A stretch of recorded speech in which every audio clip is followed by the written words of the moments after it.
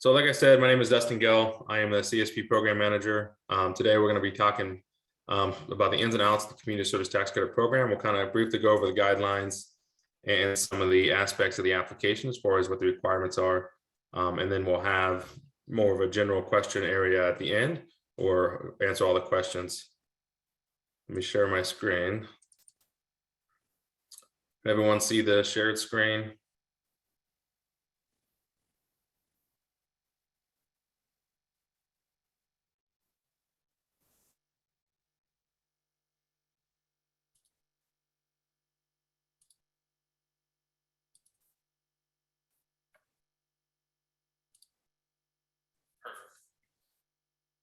So today, like I said, we'll briefly go over the CSP guidelines. Some of the application requirements and some things have changed. For the most part, it's remained pretty much identical to that way it has been for the last few years, outside of a few differences. So as everyone's probably aware, the CSP program has been around since the early 90s, and it's been a staple for nonprofits to kind of utilize for capital campaign projects. Hospitals, healthcare, district, city, county hospitals, long-term healthcare facilities are also eligible for the program. So there's kind of 4 different criterias. Most commonly, the ones we see under CSP are going to be your community service type projects and your healthcare services projects. So your community service projects would be pretty much all the projects outside of healthcare related. So your daycares fall under the community service. I'd say 90% of our projects that we have would fall under the community service category because that's more of the whole definition.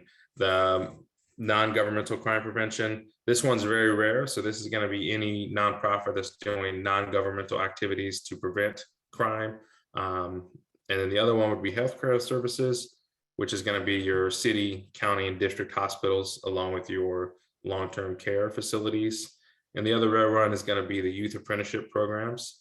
So this is going to be basically to improve access and quality of apprenticeship and technical training for the youth up to 24 years of age.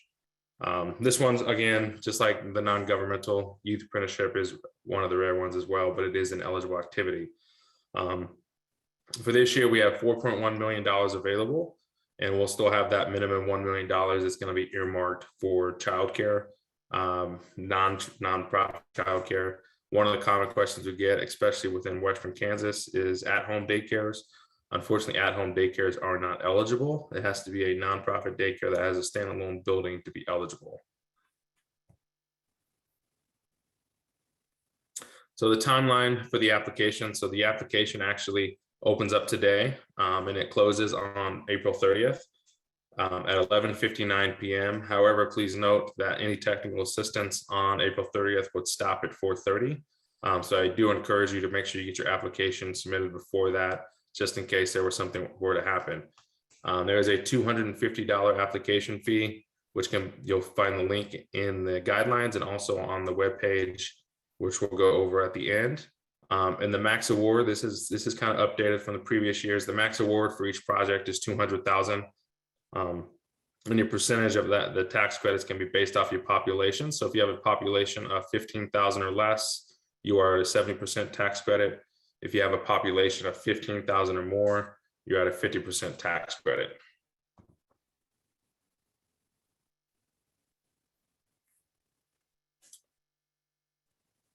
So on some of the application requirements, a lot of this, remains the same as it was before.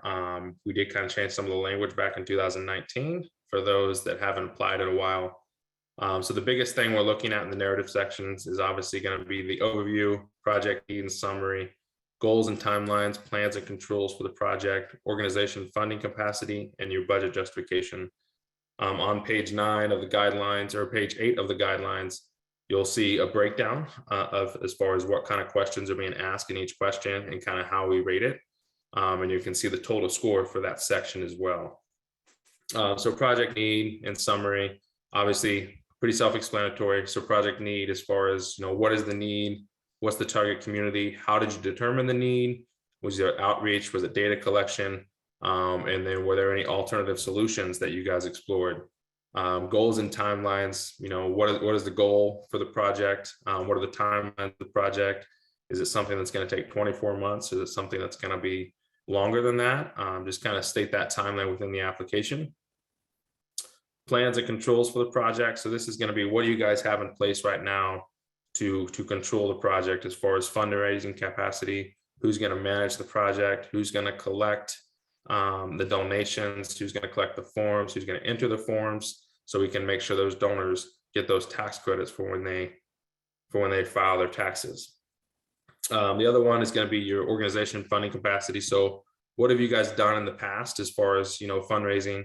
What do you guys have in place now to be successful with fundraising? Because the biggest thing with CSP program is we want to make sure that all the tax credits are being utilized, because we don't get to carry those tax credits over from one funding year to the next funding year. So our end goal here is to make sure all $4.1 million of tax credits get allocated to a donor, because then you guys and the organization benefit, but also the donor at the same time. So we want to make sure that organizations have, the capacity for fundraising. Obviously, if you have a good history of fundraising, you should be all right. For those that are new, I know some of the question comes up: Can new organizations apply for CSP? The answer is yes. What we look at is what you guys have in place right now to be successful with fundraising. Budget justification. We did kind of change this a little bit before. It was kind of, you guys created your own budget sheet. Now on the CSP web link, you do have a CSP template that you guys can utilize, that you'll plug in and then input the information into submittable. So on this budget justification, you're just basically going to justify how you guys got your budget. So you'll have your line items and stuff like that. One thing to look at is if you guys are using other sources of funding, whether it's private funding, other governmental funding, make sure you list that as well, so we are fully aware of that. And then on the attachment piece, let me go over that one real quick. So there are going to be some attachments that are required.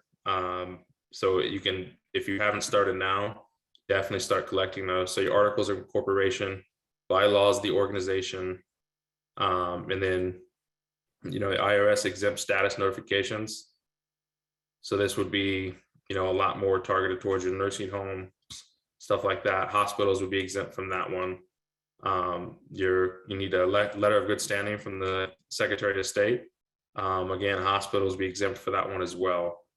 So if you don't have that letter of good standing, you need to make sure you get onto the Secretary of State's website to pull that, because we will need to get a copy of that. We'll need to get minutes from the board meeting where you guys approve the application. We'll need to get the current list of the board directors, their address and phone numbers as well, in case we need to reach out. And then depending on the type of project, this may or may not apply. But the map kind of showing the boundary of your service area of the project, you can use Google Maps to kind of create that area. There's a tutorial on their website. There's also a link on page 9 to the Google Maps website where you guys can kind of create your target area. The other ones that we really get questions about quite a bit are going to be your pledge letters and letters of support. Those are going to be two separate things. So, your pledge letters are going to be those that are going to financially pledge to the project.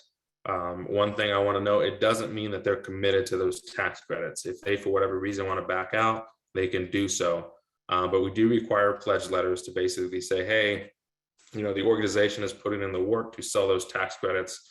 Obviously, the more you have, the higher you're going to rate. So I encourage you to get as many as possible. Those would be, some of those letters would basically say, hey, I'm John Smith.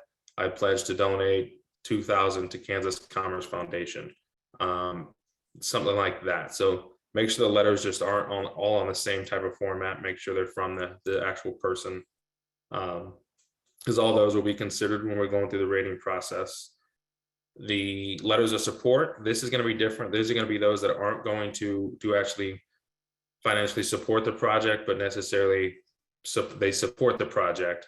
So this is going to be those that your partner agencies, city, county officials, people that actually use your services, state senators, state representatives, and stuff like that. The other part, which is a big one, is going to be if you have a financial audit for your organization, that'll need to be submitted. So there's a little caveat to that. So if the organization has been in existence for less than 2 years and has less than 100,000 annual gross receipts for the previous 2 years, then they can submit their 990 form as a part of the audit. And then for those that are applying as a nonprofit daycare, you will be required to submit your license. So we have a copy of that.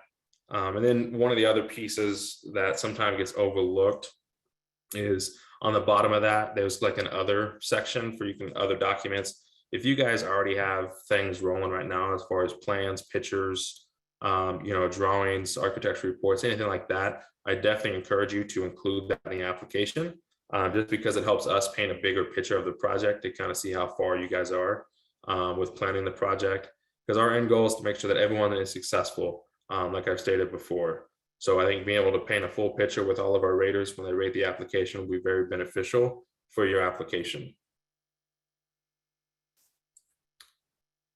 And then let me pull up the CSP webpage real quick. One moment. And I believe my screen is still showing. Can everyone see the website? Perfect. So the quick, easy link for this website is going to be kansascommerce.gov/C as in Charlie, S as in Sam, P as in Paul. So this is where you'll get all your information for the Community Service Tax Credit Program. On the top half is going to be your basic information. And then right here where the application period is, this is where you'll have the button to go to submittable. If you don't have a submittable account, you'll need to create an account before you can access the application. But after you get the application, or after you create the account, you can submit the application. You can link it to someone else so they can review the application as you're writing it at the same time as well. So there's ways you can work together, especially if you're not in the same office. I know some people are still remote. Some people are back full time. For those that are wanting to pay the fee, you can pay the fee right here. And then you also have down here, if you wanted to send it by check, if you go to the FAQ, you have the pay online feature as well. And then you have the payment form for check. So it's kind of whichever you prefer. If you do send by check, here's all the contact information. And actually this is going to be 1,000. So I'm going to get that updated. So this will be 1,000 Southwest Jackson Street, Suite 100. But I'll get that updated today. So the previous years, the FAQ page was a part of the application. We've kind of changed that. So anytime we have new questions that pop up and they're multiple, asked multiple times, we're going to add them to this link. So I definitely encourage you to check this maybe once a week, twice a week, especially during the application process, to see if maybe your question was already asked. And if it was, maybe the answer is there. If it wasn't, you can always reach out to me directly. The guidelines right here, these are the updated guidelines. So you'll just click on those. Again, page 8 and 9 will be the most important aspects of that. And then right here is going to be that CSP budget template. This is going to be the template that you'll use to create your budget, and then you'll just upload it into submittable. And then down here, the additional resources, this is going to be just information that you'll utilize after award and stuff like that. So now I will go ahead and open it up for questions.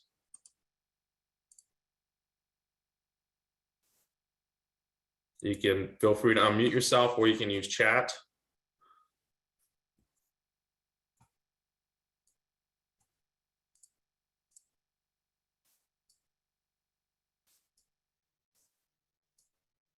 So one of the questions I got from chat, does a nonprofit daycare owner have to be located in Kansas, or can they simply own a daycare facility in Kansas? So as long as the nonprofit daycare itself is registered in Kansas, they are fine. They have to meet the requirements of, the Secretary of State good standing.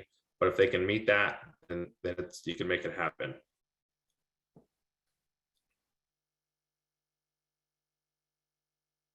So what if an organization doesn't have an audit? So that's going to be I guess the question is, do they meet the qualifications to submit the 990? I would probably need more information on that one. So for those that have audit questions and maybe don't want to put them in chat, you can definitely contact me directly after the meeting. We can get that squared away.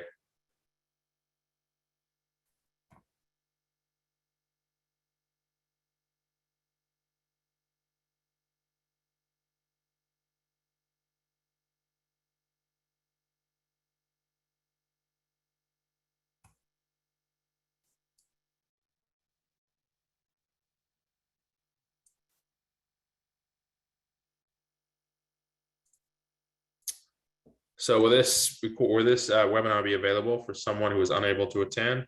Yes, it'll be on the CSP website right now, where the registration link is for this webinar. We'll replace that with the link to the video.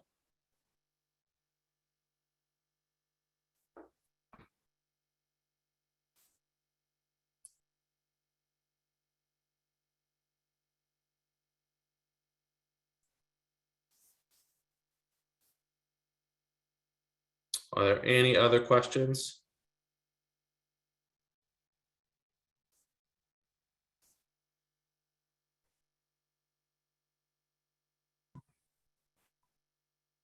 Dustin, I have a question. Yes. My organization received tax credits in 2016. I want to say to the tune of 220,000, and we're only able to allocate 186,000 of those. Does that potentially hurt us as an applicant this time? It does not. So none of that really factors into the rating process. I know that information, but the raters itself don't. So some of the things just in general that the raters don't look at, they're not going to be focusing on location or what the tax credit percentage is, or, what their history was with the program.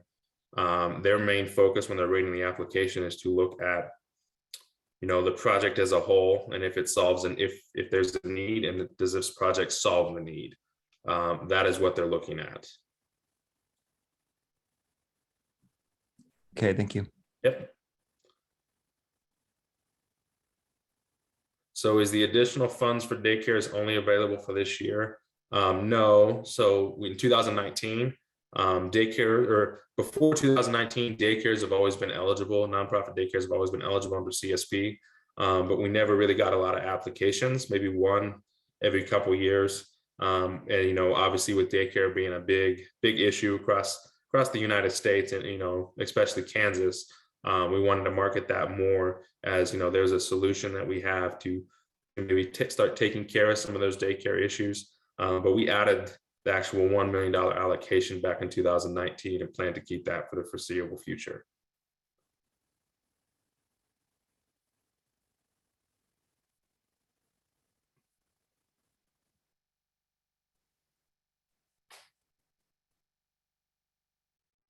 Can this be used with other fund or federal funds? Yes. So there's no stipulations as far as other sources of funding with the state program.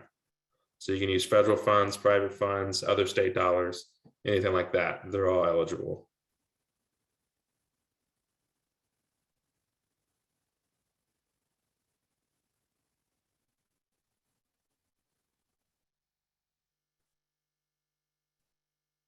Any other questions?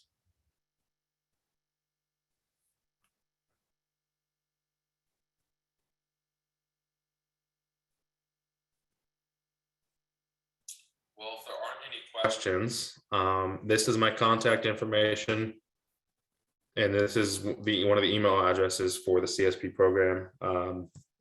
I am always available. There may be some times I'm out of the office, but if you call me and you leave a voicemail, my goal is to get back to you within 24 hours. Same thing if you email me. My goal is to get back with you in 24 hours. If you want to set up a meeting to kind of talk about your project, to kind of see if you meet the eligibility requirements, definitely reach out. We can set up a Zoom meeting or a phone call, whichever you prefer, to kind of walk through the process to see if you fit the criteria of the program before you actually apply. So just reach out and let me know. I appreciate everyone for attending. Thank you very much.